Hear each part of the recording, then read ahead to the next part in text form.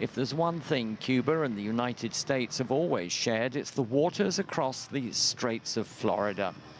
Earlier this year, a US Marine research vessel with a remote-controlled submarine spent a month taking US and Cuban scientists on an expedition around the coast of Cuba. To their surprise, they found a marine environment much healthier than expected.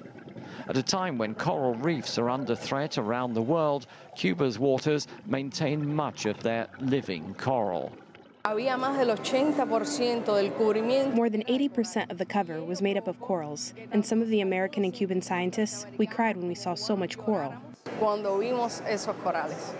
In November 2015, the two governments signed a formal agreement to work together to protect the marine environment in both countries. It was the first major accord signed following the restoration of diplomatic relations. There are other areas of mutual interest, such as counter-narcotics and illegal migration. Progress, however, has stalled, with meetings put on hold following the election of US President Donald Trump. But environmental cooperation remains unaffected.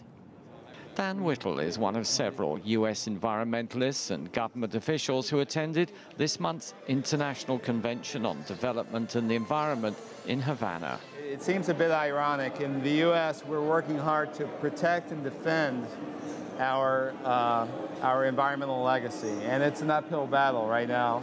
However, we cannot afford not to have dialogue with Mexico or Canada or Cuba or the Bahamas over resources we share, because if these other countries don't protect their resources, people in the U.S. suffer.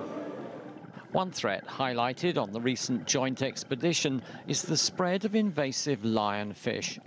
Originally from the Pacific, it's believed some escaped from a Florida aquarium, and with no natural predators in these waters, they've spread throughout the Caribbean Sea. Lionfish feed on many of the young fish, threatening the health of both the reefs and future fish stocks. The challenge now is to work together to preserve the coral and control the lionfish.